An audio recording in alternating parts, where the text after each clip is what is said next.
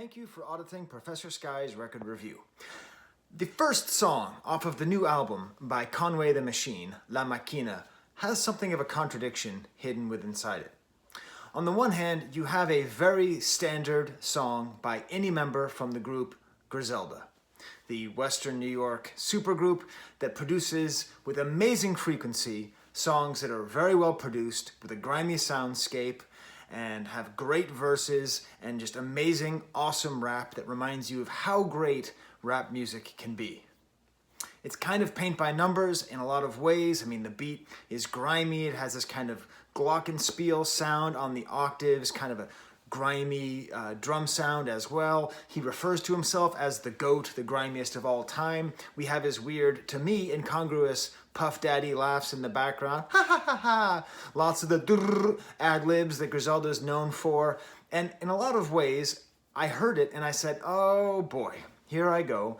I try to review everything that Griselda puts out, and I'm always thinking, how do I do it? How do I come up with something to say every week when it seems like they come out with something every week, and it often sounds the same? How do we avoid punishing current goodness for past greatness? From King to a God by Conway the Machine was his last album, and that was, in my opinion, the best rap album of 2020. This album, La Maquina, is not the best album of 2021, and I don't think it will necessarily even be in the top 5. But it's still very, very good. At the very least, it has what I think to be the best cover in the history of Griselda, where you have an overhead view of the house and the pool, and his face is in the pool, and it's kind of an interesting cover, a little bit more to it than their other covers. But in this opening song, which we could maybe fault as being kind of a paint-by-numbers Griselda song, he says the following words: "I'm getting better every year. They still waiting to see a decline. Reinvented myself. This is the machine redesigned. I lead the pack. I don't follow leads." So which is it with this album? Is this just going to be another superb product from Griselda? Boringly superb, if that's possible, okay? Just a level of excellence that we don't really, that we're not really prepared for, and we're not really used to this amount of good hip-hop being produced by the same people week after week. Or is he actually reinventing himself, and is he actually doing something different? I want to study this conundrum in this album, because at times he is doing something new, and at times he is relying on the old formula.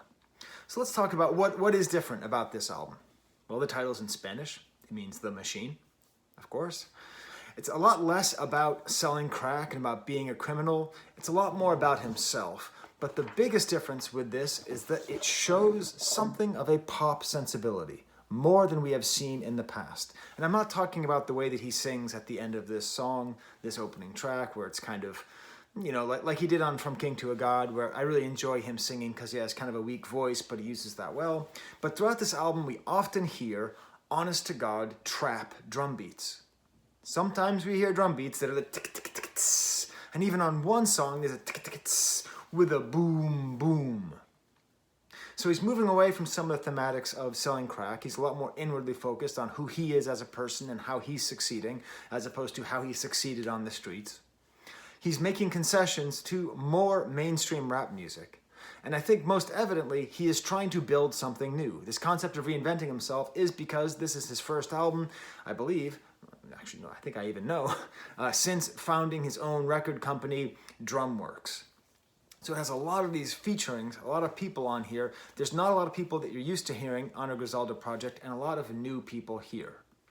And I think that is part of this shift that we're seeing, this new Conway, where he's trying to do something different, but it's not like you hear the album and go, whoa, he's on a totally different planet. The differences are quite subtle. So what I'm going to do is I'm going to discuss in detail one of the songs which represents this new direction. This is my stamp, my homework for the album. This is the song I think you need to listen to. It's called KD. I believe after the basketball player Kevin Durant. Oh boy, does Conway like rapping about basketball players. It makes me wish I watched more ESPN in order to understand this. It seems as though he used to rap mostly about wrestlers, and then wrestlers and basketball players, and now it's mostly basketball players with some wrestlers. It's worth mentioning that first track I've been talking about, Bruiser Brody, is a wrestling reference as well. So he goes back to these themes quite a bit. So let's go to KD right here, okay? A beat by Murda Beats, and it's a totally straight trap drum beat. There's a goofy kind of sung chorus in which he sings. Conway sings. And I'm going to tell you something which is going to really piss off a lot of people who love Griselda like me. This is a very good Drake song. Ouch. Okay, you just got mad. I don't blame you. I'd get mad too. Maybe you already thought of this and you're not mad. The way the chorus is sung, I don't give a fuck. It's this kind of like self-aggrandizing, but also world-weary chorus that he's singing, but like not with a great voice. And it leads right out of the verse in a very interesting way. And we have the trap beats. It's like the best Drake song ever made. Because of course, the chorus is more interesting than Drake is when Drake raps, and the rhymes for the rest of the song are just great. There's this beautiful moment before the second time the chorus comes in. First of all, the track starts off with a chorus. Already you know, like, okay, they're trying to do something pop here, right? But before the second chorus comes in, the drums get taken out and it's just his voice. And what you realize is what he's able to do, which Drake can sometimes do, is he's able to use his voice and use the trap beat and use the words against the staccato rhythms of trap and make it just beautiful. It's just a beautifully rapped song. So initially, my first pass, I was like, oh my God, what's happening here? Like, is he really the grimiest of all time, or is he just trying to do what everyone else is doing? Like, but then you actually listen to the lyrics and the way he plays with the beat. He might be the best MC out there right now. He really might be. And now I'm really going to get people filling the comments. I think he's at least in the running for best active MC, who's producing a lot of things. And he just gets, like, on this song, which in theory should be for, real hip-hop heads, not that I really consider myself that, but, if you like Griselda a lot, you definitely are into, real hip-hop, this shouldn't be the song with his best flow, but I think it kind of does. He has this whole thing here. How I'm seeing 400 a month without an album out, that's a head scratcher. Rolls truck when I steer past you. My bitch is like a young Cleopatra. Be on yoga mats and a stairmaster. Beat her from the back. I'm a hair snatcher. I'm a weave puller. Like, just all these, like, and he's getting the rhythm right in there with those lyrics. It's funny. It's interesting. His voice ends up sort of becoming the rhythm and ends up doing more of the work than actually the drums are doing. And credit to Murda Beats here, the chorus, what's happening in here, the beat gets a little bit more interesting, the piano line echoes a little bit back and forwards, and there's just tons of great one-liners. Conway definitely has some of the best one-liners in the game right now. Cost a big ticket like KG in Boston. So, like, if you know about basketball, KD's Kevin Durant, I assume he refers to, like, a shooter, like someone who is in his employ and shoots people for him. But here, like, big ticket, talking about Kevin Garnett when he went to Boston, which cost a lot of money, when he went there in 2007, whenever it was. So it's like old school basketball references, KG, KD, kind of like internal rhymes that are kind of like in your head. When you hear him say KG, you connect it to KD. And they're two different great basketball players whose first names are Kevin. And then just a great line, getting white money like Whole Foods. That's just a good line. That's funny. It's incisive, and they're probably opening up a Whole Foods in my hometown, and I hope they don't. But when they do, I will probably say that line quite a bit. There is some restraint. If we are accepting my premise that Drake could just do this song and people would be like, oh, okay. Like, it would work that well with him. I don't know if he actually has the skill to deliver the verse, but he probably does. They don't come back at the end with the chorus. It just fades out. And that was an indication to me that, okay, they're not going full pop. They're not really trying that hard to do that, although there are some concessions made to a more modern pop rap sound. So let's get through the rest of the album. We've listened to Bruiser Brody. We jumped ahead to KD. The second track is called 6:30 Tip Off, which has maybe the most ambitious beat on the album by someone named Bangladesh. These guitar lines and these horns come behind in a drum line. An interesting drum line then turns into another trap drum line, but just so many interesting things happening with the synthesized horn line that are used for like dynamics and to get you psyched and get you into the song. It's really good. there's an interesting part where he talks about his position in Griselda. And it's one of the best things about Griselda is there's the three of them and they're all related and they have these like long relationships and they're all aware of their role in the group and as solo artists. And they're always kind of like with the group and fighting against it. That's maybe the nicest thing that they have inherited from the Wu-Tang. Why do I say it like that? The Wu-Tang Clan is this idea of just always being the group and then always being solo at the same time. They say West is the brain and Benny is the star. Let's not act like the machine is not the silliest with the bars. And that's just a great way to put it. That is his place.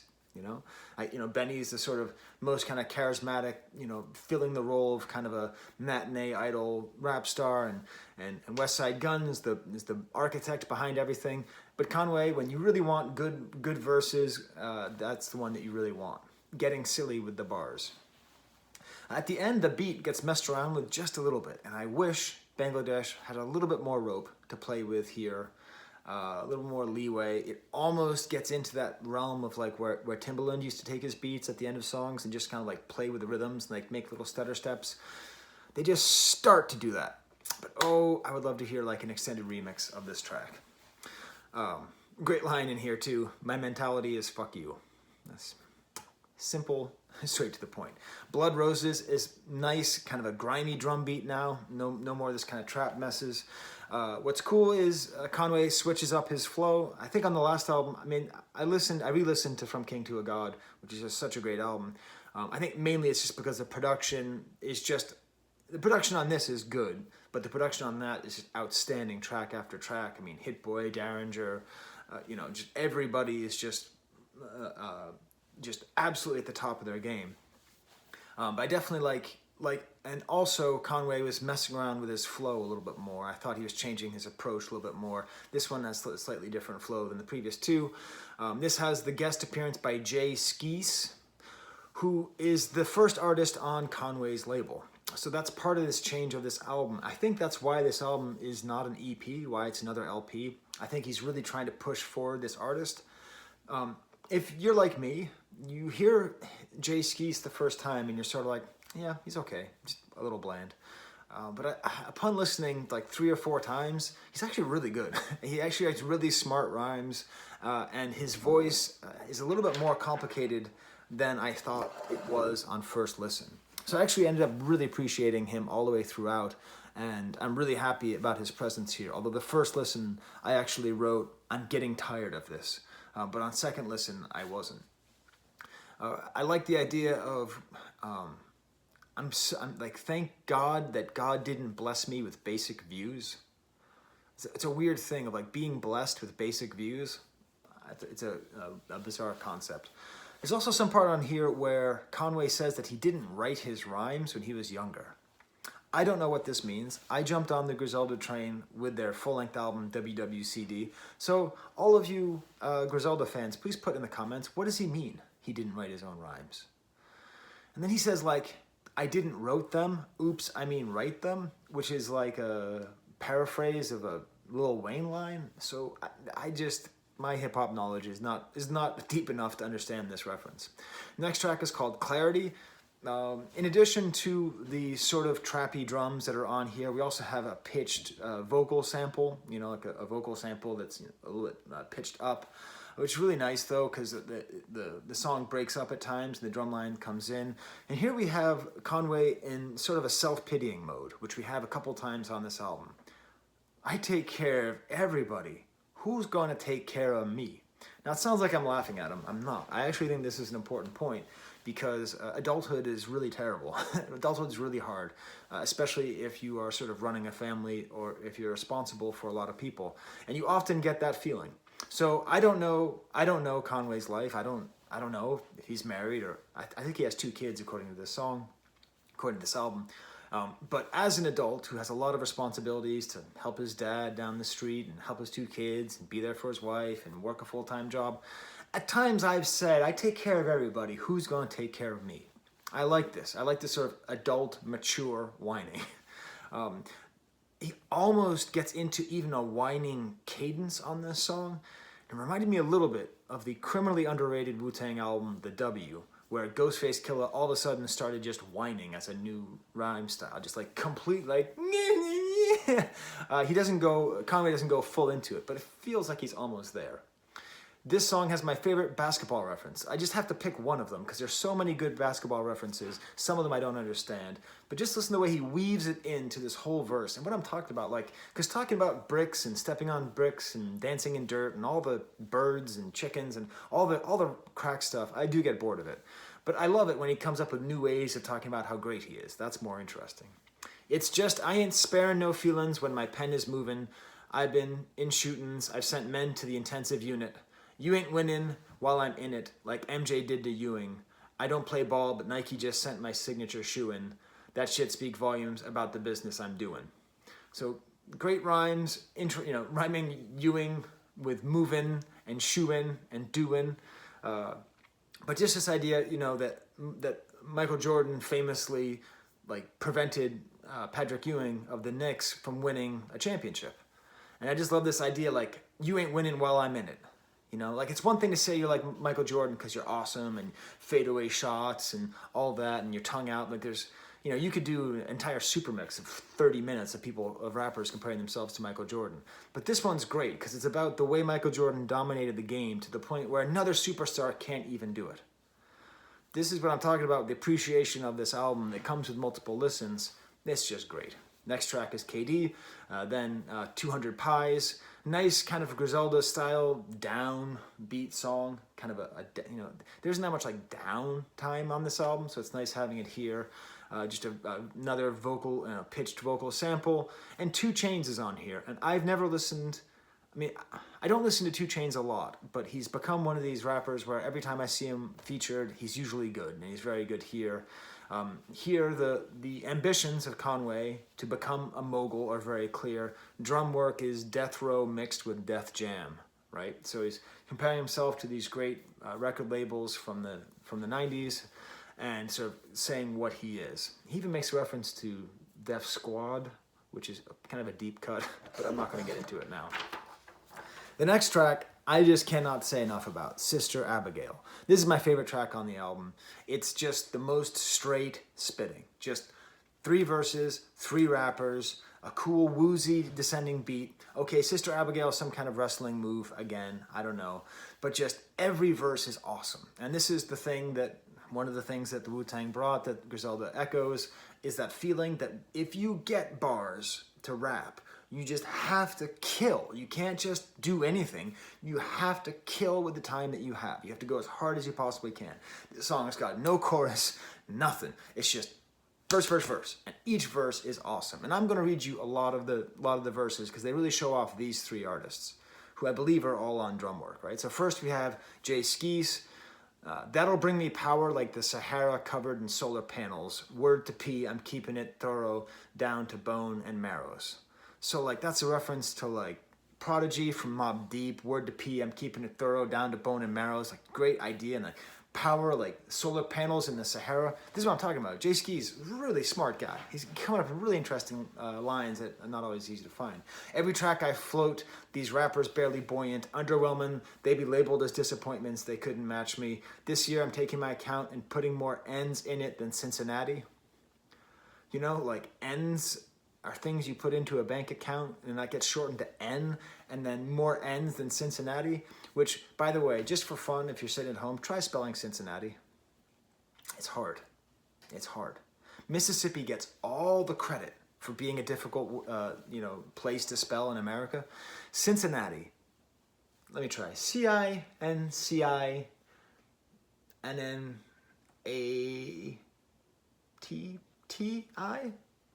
1 T, of course. Oh, I'm sorry about that. The light there, that got weird. Yeah. More N's than Cincinnati, keep it crafty. They couldn't keep me since denim was fashionably baggy. Just a really funny, interesting line. Fashionably baggy. They ain't adequate, this naturally a casualty. You coming at me sideways, I'm reacting diagonally, like bishops when attacking C. It's a cool chess reference. It's actually interesting. You coming at me sideways, I'm reacting diagonally. This is a great verse, I mean, I talked about the Winter Wars verse from Capadonna on my recent video. I mean, this isn't that level, but it's really good. It's the kind of verse where you just listen to it, and each time you just go, damn, diagonally. My creator made me her magnum opus, her masterpiece. Urlacher versus the Packers is how I tackle beats. Who after me? Just great. A football reference, Urlacher tackling Packers, just the resonance of each word just goes so nicely in together. Who after me, and that's followed up by a female rapper who's great. I don't know how to say her name. I don't, it's not my fault that I'm an old dude. 7XVE the genius.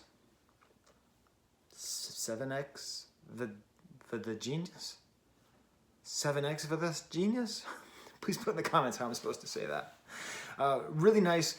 She does something, again, it's so easy to listen to Griselda's products and just see them as, like units of Griselda that you can buy and consume. I've spoken before about how in some ways the way they make music is like the way people sell drugs, right? Like it's just about product. It's just about getting product in and out, and they're your plugs, and they're giving you the dope, and you have to sell it and move it on and move it on and move it on. You can actually miss a lot of what makes it great. So this verse by 7X the Genius is great because she's always a little bit behind the beat. And the song has this cool descending beat to it, and she's always kind of just behind it. And it's a very subtle trick that she's doing, but it makes it's not just idiosyncratic, it's like almost polyrhythmic. They think my ego from my accolades, they used to evil, but I be sun and shade. My name's 7XVE, bringing boss bitches together, Lady Marmalade. So that's a funny idea, like the Lady Marmalade collaboration project from like 15 years ago with a lot of female rappers and singers. They eyes on me like a token blackie in the mall. I guess that's the price of being in charge, so shit, I paid it off. This clean hustle and some dirty scars. I'm a boss because I'm humble with a win like I am with a loss. It's a great idea. I like the way she presents herself. She's not trying to say like, I'm the most badass this and this is, like her position is just very good. Straight spitting, goes right into Conway's verse. Conway's verse is one of his best on the album. To kill the body, you just go for the head and you sever it. Melon, get the shell in it. Evidence, never a shred of it. Just that kind of like rapid fire rhymes. It's just great. I love the idea of you go for the head, the melon gets the shell in it. Like your head gets the shell of the gun in it. If you're at home, try saying melon, get the shell in it. Go ahead. I go to door to the explore mode. What gets the shell in it? Melon gets the shell in it. Evidence, never shred of it. Grace is the next track. And this is sort of like, you know how Kanye always has at least one, or at least he did for a couple albums in a row, like super upbeat songs, usually about light and about happiness. And that's what the song is about. And Jay Skis is back. And just with a very optimistic chorus, and the whole thing is about like, we made it and we're successful. And remember when I was talking about the beginning of the album where it's like, this is the new machine, this kind of uplifting stuff I haven't heard from him before. It's uplifting about his success. He actually even talks about his shot. So if you don't know about him, he was shot and then he got Bell's palsy. So half of his face is like down, and he has a hard time even speaking, and which is what makes it so amazing. He's such a good rapper. Like the Django Reinhardt of hip-hop. So he described it as thusly. Shot 3 times, was in that driver's seat, slumped out. Remember the doctor saying, your rapping career is done now. I was depressed, living at Unc's house, sleeping on his front couch, trying to beat this game of life. It's as hard as beating Tyson on Tyson's Punch-Out, but I'm still clocked in. I'm not going to punch out. Look at all the classics I pump out. So the image of this very talented artist being in there, being told that his career is over, and then you just feel it. You feel him at his uncle's house on the couch. Like, can you not put yourself there? This isn't the same thing as like, I grew up poor and all we had to eat was, bologna sandwiches or whatever. This is like adult failure, adult disappointment, adult fear being on the couch. And then just comparing beating the game of life as beating Tyson on Mike Tyson's Punch-Out. Mike Tyson's Punch-Out is maybe my favorite video game of all time. It's the reason I bought a Nintendo. I played it for hours and hours and hours, and I still, to this day, have never beaten Mike Tyson. I beat Super Macho Man once, just once, but I got the code. I can't beat Tyson. I can't. It's funny how much I love that game, and I've never done it. Next track is Scatterbrain, a little more kind of like, this is the song that even has sort of like a trap bass in addition to trap drums, but a cool kind of weird chorus with like these children's voices. I got reasons, million reasons. And then it drops out and there's just like a harp and his voice. And he just sounds great. This is him doing this thing again of using his voice very rhythmically. JID comes in, who has another kind of weird idiosyncratic voice. And then out of nowhere, Ludacris. Ludacris, where did you come from? Why are you here? I'm happy. Thank you, Ludacris, for showing up on this album. It made sense when Method Man was on the last album, but why is Ludacris here? I don't know. But he reminds you why he's great. Okay? The man who wrote the line and popularized the line, hand-me-down flip-flops, hand-me-down socks, deserves a lifelong pass in the halls of lyricism. But he just is just great. He just kills it on this verse. Oh, and the crowd goes wild. Creed 2, tell him throw in the towel. Cocaine's a hell of a drug, like Rick James. Have a coke and a smile. Fuck your couch and your whole existence. You leaving your family and your kids defenseless. Headed to an early grave, now you dead and broke. Life beat him senseless, get it? Just awesome. I always knew you was a... Yeah, I'm actually not going to read the end of that because there's too many B words and N words. But just this great, you know, like, just relentless attack on this invisible foe, headed to an early grave, dead and broke, life beat him senseless, just wonderful. Had to Hustle has a Kaiser Soze intro, very heavy bass, again, more pitched voices in the back. A couple of young rappers on here, at least their voices sound very young. El Camino, kind of like sings the verse, like sings the chorus. This is maybe a little more that kind of pop side. Kind of a nice sad verse about the prison system from Conway and about jealousy. And then we end with the weirdest part of the album. S.E. Gang. Derringer, the producer of Griselda, is back. Benny the Butcher is back. West Side Gun is back. Usually, on a solo Griselda album, the group track is the best song on the album. In this case, it might be the worst. It's weird. I don't know if I'm alone here. You tell me. But this guitar line, it's interesting. It's a very long, noodly guitar line that's way up in the mix. It's just a little bit baroque. It's a little too many notes. Nice bass in the back, but just, I don't know, the verses, Conway's talking about being in touch with plugs and all the rap, all the crack stuff again. Benny the Butcher has some good lines,